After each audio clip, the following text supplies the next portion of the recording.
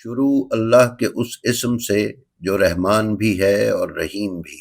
ناظرین و سامعین، السلام علیکم۔ امید ہے آپ خیریت سے ہوں گے اور ہمارے ویڈیوز سے استفادہ بھی کر رہے ہوں۔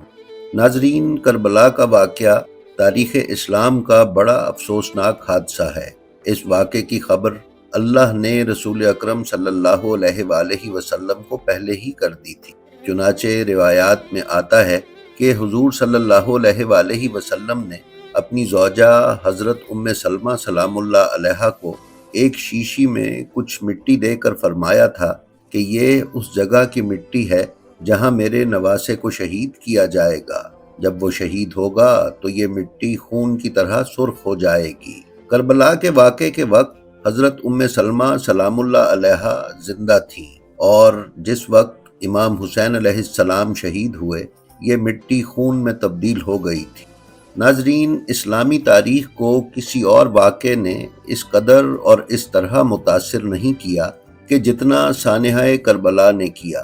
حضرت امام حسین علیہ السلام محض اسلامی اصولوں اور قدروں کی بقا و بحالی کے لیے میدان عمل میں اترے تھے۔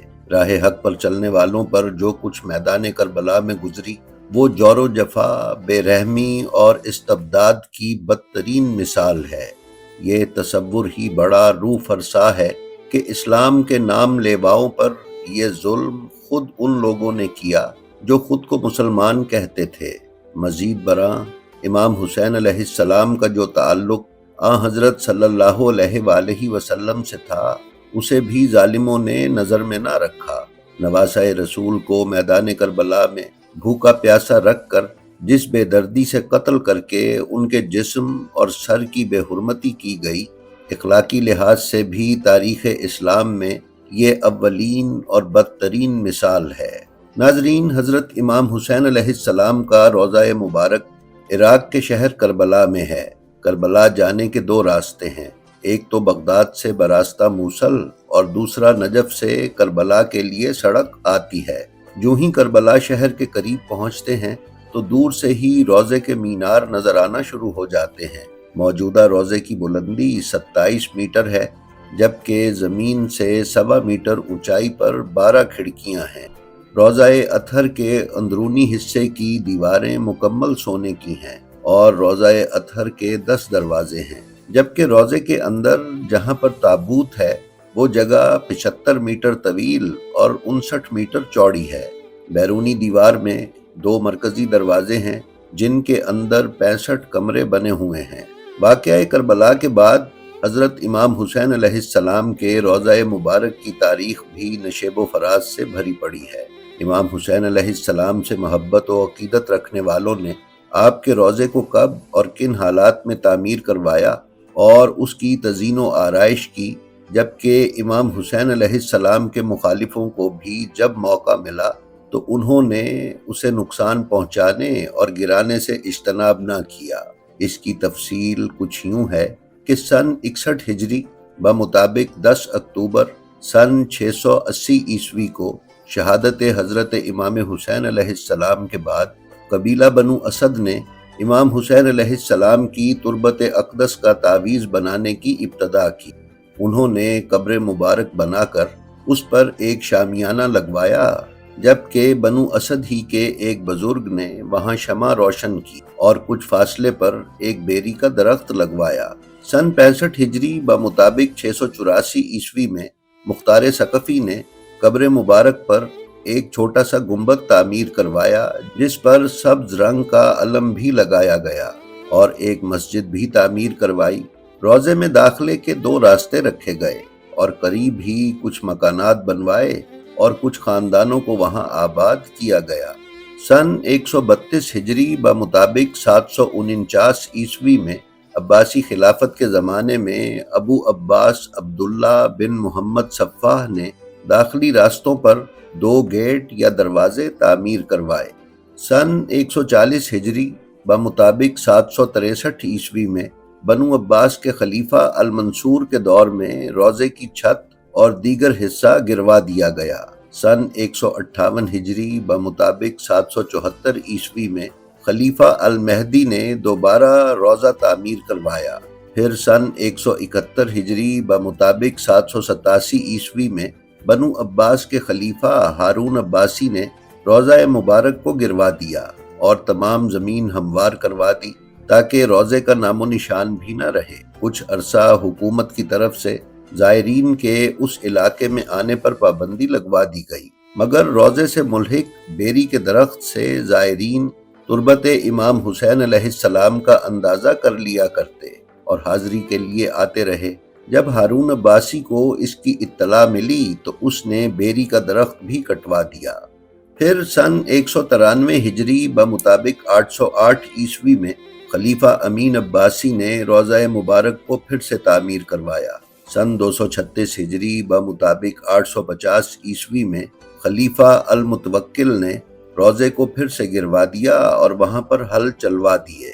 سن 247 ہجری بمطابق 861 عیسوی میں خلیفہ المنتصر کے حکم پر روضے کو پھر سے تعمیر کروایا گیا اور قبر مبارک کے گرد لوہے کے ستون تعمیر کروا کر چھت ڈلوائی گئی اور روضے سے ملحقہ مکانات بھی تعمیر کروائے۔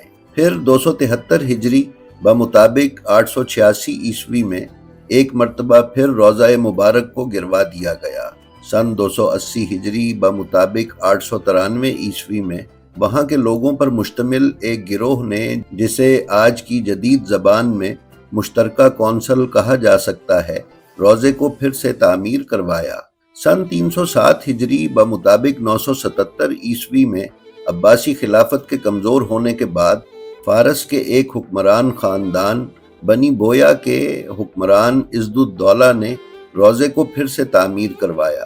روضے کے گرد بالکونیاں تعمیر کروائی گئیں، نیز کربلا شہر کو باضابطہ طور پر تعمیر کروایا اور شہر کی فصیل بھی تعمیر کروائی، جبکہ اسی خاندان کے عمران ابن شاہین نے روضے سے ملحقہ مسجد تعمیر کروائی۔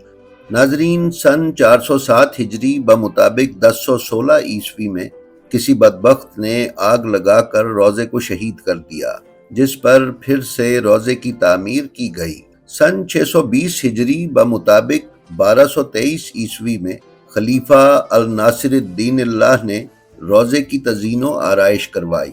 سن 757 ہجری بمطابق 1365 عیسوی میں عراقی حکمران سلطان اویس نے روضے اور اس کی دیواریں ازسر نو تعمیر کروائے، جبکہ احاطے کے گرد بھی دیوار تعمیر کروائی۔ اسی طرح سن 780 ہجری بمطابق 1384 عیسوی میں سلطان احمد بن اویس نے روضے کے 2 مینار تعمیر کروائے اور روضے کے صحن میں بھی اضافہ کروایا۔ سن 920 ہجری بمطابق 1514 عیسوی میں ایران کے بادشاہ شاہ اسماعیل صفوی اول نے لحد اقدس پر تابوت بنوایا۔ 1032 ہجری بمطابق 1622 عیسوی میں شاہ عباس صفوی نے روضے کے تابوت پر کانسی اور تانبے کی تزئین و آرائش کروائی اور گنبد پر ٹائلیں نصب کروائیں۔ سن 1048 ہجری بمطابق 1638 عیسوی میں سلطان مراد چہارم نے گنبد پر سفیدی کروا دی۔ 1155 ہجری بمطابق 1742 عیسوی میں نادر شاہ افشار نے ازسر نو روضے کی تزئین و آرائش کروائی۔ 1211 ہجری بمطابق 1796 عیسوی میں آغا محمد شاہ قاجار نے گنبد پر سونے کی ملمہ کاری کروائی۔ 1216 ہجری بمطابق 1801 میں سعودی عرب کے نجدیوں نے روضے پر حملہ کر دیا اور نہ صرف روضے کو نقصان پہنچایا بلکہ بے شمار خزانہ لوٹ لیا۔ 1232 ہجری بمطابق 1817 عیسوی میں سلطان فتح علی شاہ قاجار نے روضے کو ازسر نو تعمیر کروایا، گنبد پر سونے کا کام کروایا اور جو نجدیوں کے حملے سے روضے کو نقصان پہنچا تھا اسے ٹھیک کروایا۔ پھر سن 1283 ہجری بمطابق 1866 عیسوی میں ناصر الدین شاہ قاجار نے روضے کے صحن کو مزید وسعت دی۔ 1358 ہجری بمطابق 1939 میں بوہرا داؤدی خاندان کی طرف سے روضے کی دیواروں پر چاندی کی ملمہ کاری کروائی گئی، جس پر سونے کا کام کیا ہوا تھا۔ 1360 ہجری بمطابق 1941 عیسوی میں بوہرا داؤدی خاندان کے طاہر سیف الدین نے مغربی میناروں پر نیچے سے اوپر تک خالص سونے کی ملمہ کاری کروائی۔ 1367 ہجری بمطابق 1948 کو کربلا شہر کے ایڈمنسٹریٹر سید عبد الرسول الخالص نے روضے کے گرد پختہ سڑک تعمیر کروائی، جبکہ صحن کو بھی مزید وسعت دی گئی۔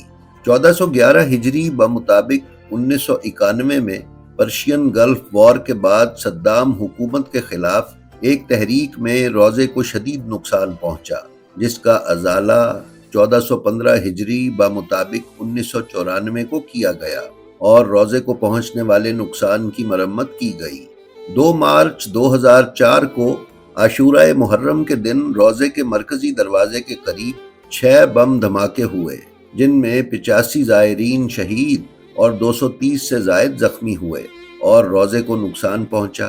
پھر اسی سال یعنی 2004 کی 15 دسمبر کو روضے کے دروازے کے پاس ایک اور بم دھماکہ ہوا، جس سے 7 افراد شہید ہوئے اور روضے کو نقصان پہنچا۔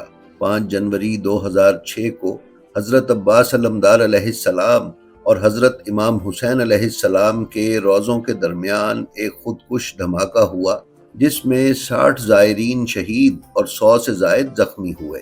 14 اپریل 2007 کو روضے سے تقریباً 600 فٹ کے فاصلے پر ایک خودکش دھماکہ ہوا، جس کے نتیجے میں 36 زائرین شہید اور 160 سے زائد افراد زخمی ہوئے۔ دسمبر 2007 میں روضے کے صحن پر چھت تعمیر کیے جانے کا کام شروع ہوا۔ 17 مارچ 2008 کو روضے کے قریبی بازار میں ایک خاتون خودکش بمبار نے حملہ کیا، جس میں 42 زائرین شہید اور 58 سے زائد زخمی ہوئے۔ پھر 11 ستمبر 2008 کو روضے سے 800 فٹ کے فاصلے پر ایک خودکش حملہ ہوا، جس میں متعدد زائرین شہید اور زخمی ہوئے۔ 12 فروری 2009 کو حضرت امام حسین علیہ السلام کے چہلم کے موقع پر ایک بم دھماکہ ہوا، جس میں 8 زائرین شہید اور 50 سے زائد زخمی ہوئے۔ 1 فروری 2010 کو چہلم کے موقع پر روضے کے قریب ایک خاتون خودکش حملہ آور نے بم دھماکہ کیا، جس میں 54 زائرین شہید اور 100 سے زائد زخمی ہو گئے۔ 3 فروری 2010 کو پھر روضے کے قریب ایک بم دھماکہ ہوا، جس میں 23 زائرین شہید اور 147 سے زائد زخمی ہوئے۔ پھر 5 فروری 2010 کو 2 بم دھماکوں اور مارٹر اٹیک میں 42 زائرین شہید اور 150 سے زائد زخمی ہوئے۔ جی تو ناظرین، یہ تھی ہماری آج کی ویڈیو۔ ہمیں امید ہے یہ آپ کو پسند آئی ہو۔ اگر آپ ہمارے چینل بلینڈ آف ہسٹری پر نئے ہیں تو برائے مہربانی اسے سبسکرائب کر لیں اور اس کے بیل آئیکن پر کلک کر کے آل نوٹیفیکیشنز کی سیٹنگ کا انتخاب کر لیں، تاکہ آپ اس پر پیش کی جانے والی کسی بھی ویڈیو سے محروم نہ رہ سکیں۔ اس کے ساتھ ہی ساتھ ہماری جو ویڈیو آپ کو پسند آئے اس کا لنک اپنے حلقہ احباب میں شیئر کر کے علوم محمد و آل محمد علیہ السلام کی ترویج و اشاعت میں ہمارے حصے دار بنیں۔ آپ اپنا اور اپنے متعلقین کا بے حد خیال رکھیں اور خلق خدا میں آسانیاں تقسیم کرتے رہیں۔ خدا آپ کا حامی و ناصر ہو۔ السلام علیکم۔